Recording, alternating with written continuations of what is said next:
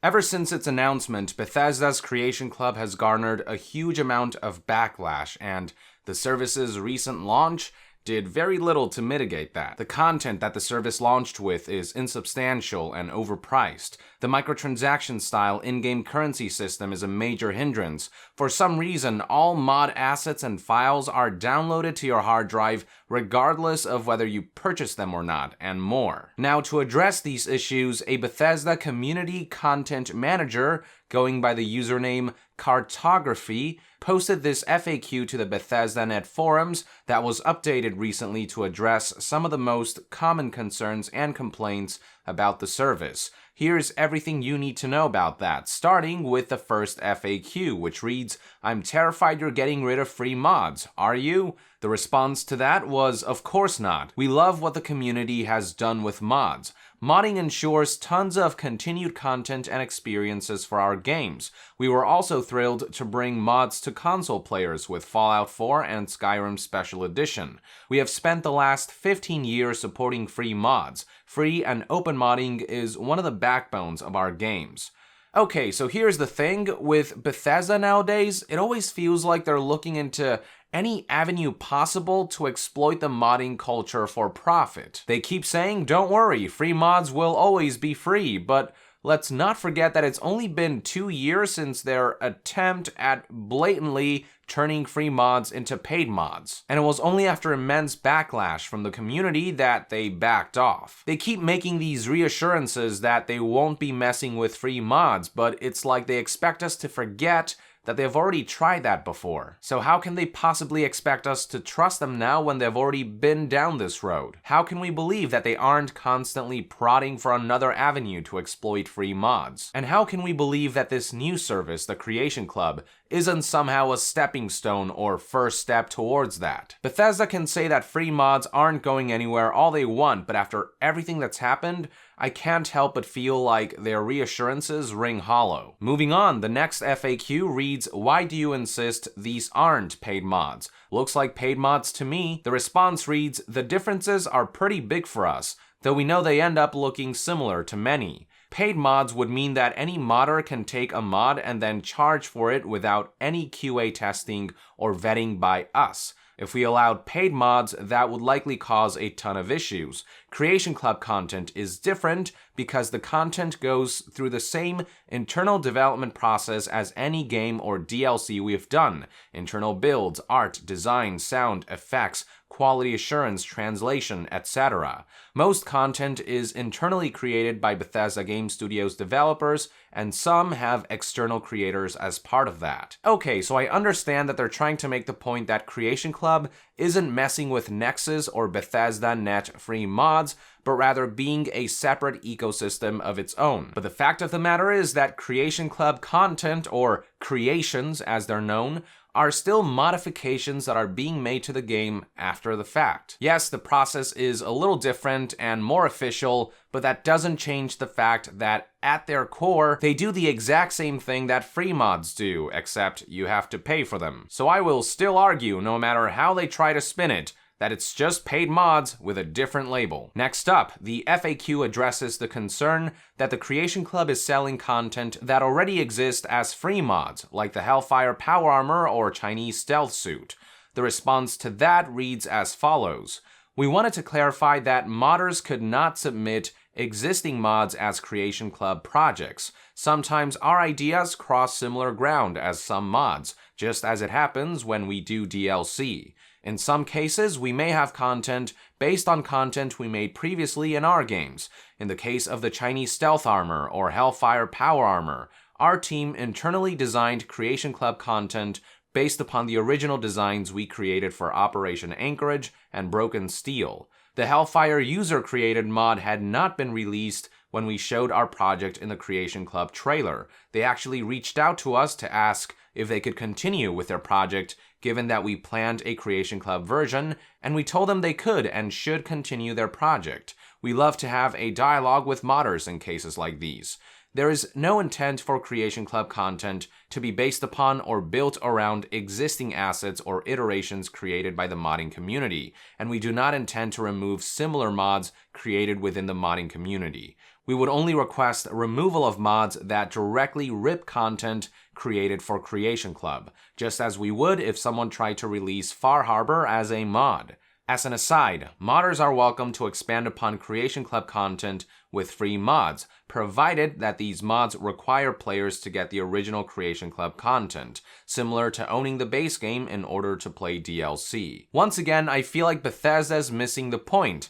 Everyone gets that they own the rights to their own original designs and all that, but it's not about that. The point is that the Creation Club was supposed to be better than overpriced rehashes of old content. It promised that all content would be original. They're walking a fine line by implying that the Hellfire power armor and Chinese stealth armor are original content because they're being brought into Fallout 4 on an official capacity for the first time.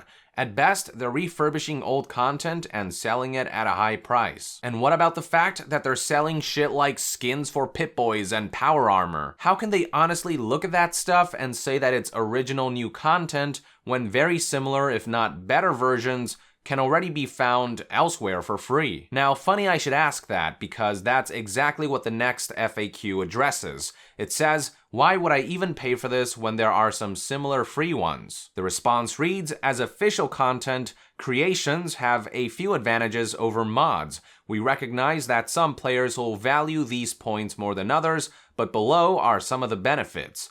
Creations work across all platforms and versions of the game, PS4, Xbox One, and PC.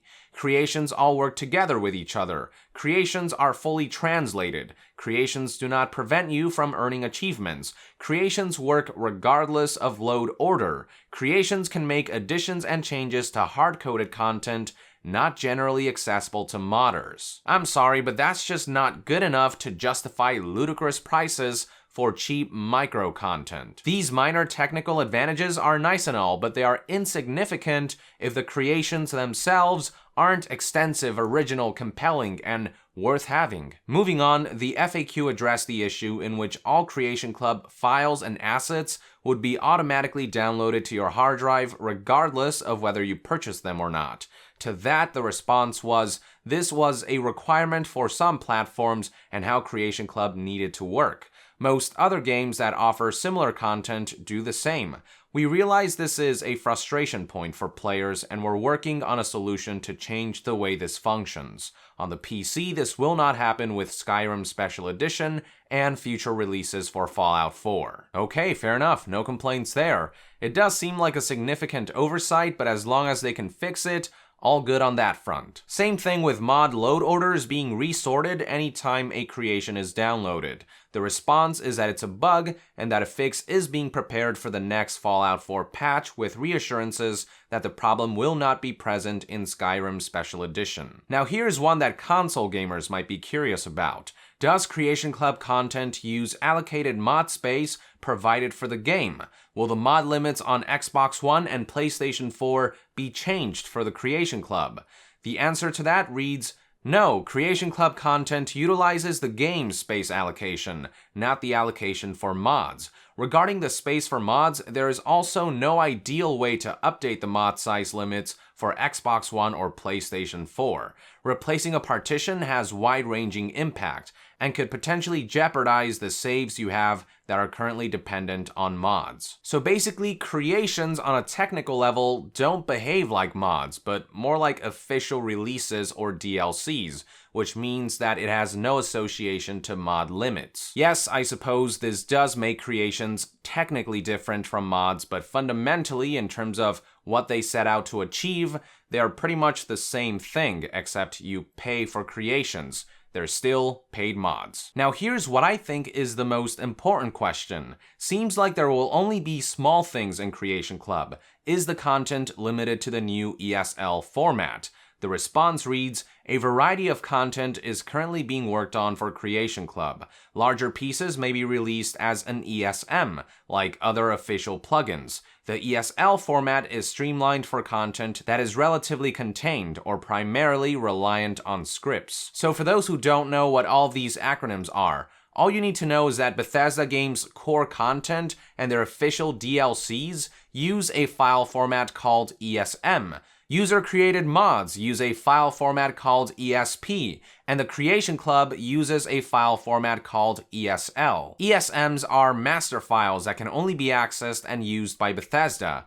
ESPs are an open file format that modders can use to make mods with no restrictions, and ESLs are a lighter file format with limitations on mod size. To be more specific, ESL mods only have a budget of up to 4,096 records, with records being units that represent the building blocks of Bethesda mods. For comparison, the Creation Club's horsepower armor creation by itself is 300 records, while quest add-ons like Fallout 4's Automatron DLC, which only takes a couple hours to beat, is about 50,000 records. So in one ESL mod, you can only fit 13 horsepower armors worth of mods and only around 8.2% of the Automatron DLC. The bottom line is that with ESL, it's simply not possible to do big quest mods, let alone expansion-sized mods like Endrol, Falskar, or Beyond Skyrim Bruma. ESLs are only intended for micro-content like skins, armors, weapons,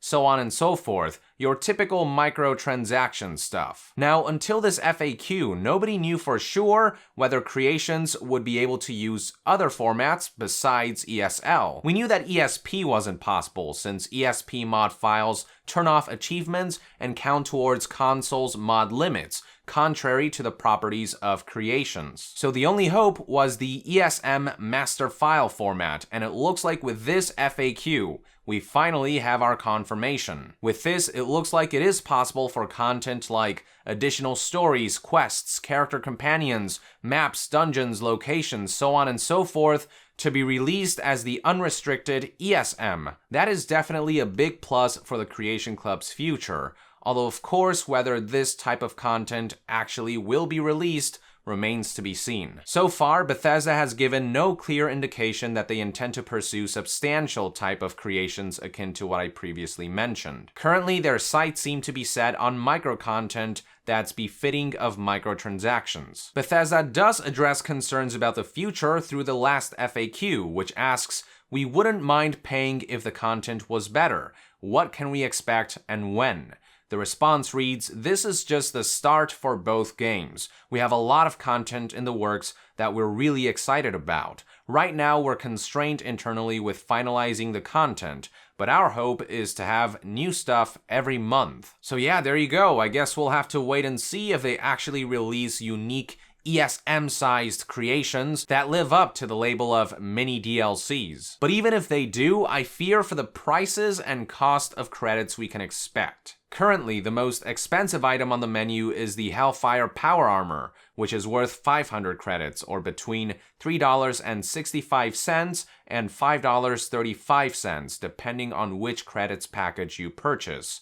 If they're willing to charge us that much for one armor, imagine how much they would charge for a quest, a dungeon, or a new companion. I don't know, it's all hypothetical at this point, but at the very least, one thing that's very clear to me is the intentions that Bethesda has with the Creation Club. I mean, let's face it, the priority here isn't the consumer experience or consumer satisfaction. If it were, we wouldn't be seeing these ludicrous prices or the stupid in-game currency system that microtransactions tend to employ. The priority here is profit. Bethesda needs to make a little money on the side, and after seeing how much microtransactions has benefited other game developers, they decided to jump on the bandwagon. And look, I'm all for supporting developers. I get that games are getting more and more expensive to make, and that maximizing profit is important nowadays. But there are honest ways to do it, and there are shady ways to do it, and the Creation Club definitely falls under the latter category. The only compliment I can give this service so far is that at least it's not loot boxes. That's not even a compliment, that's just relief that the damage wasn't as bad as it could have been. But yeah, at the very least, the Creation Club doesn't take advantage of human nature and tendencies by making players gamble for their rewards.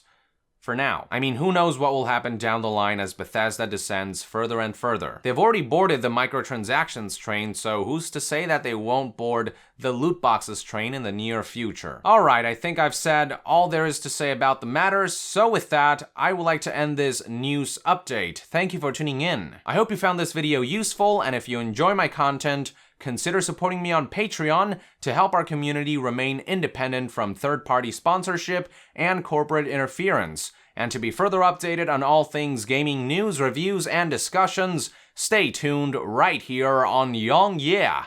I'll see you guys next time. Young out!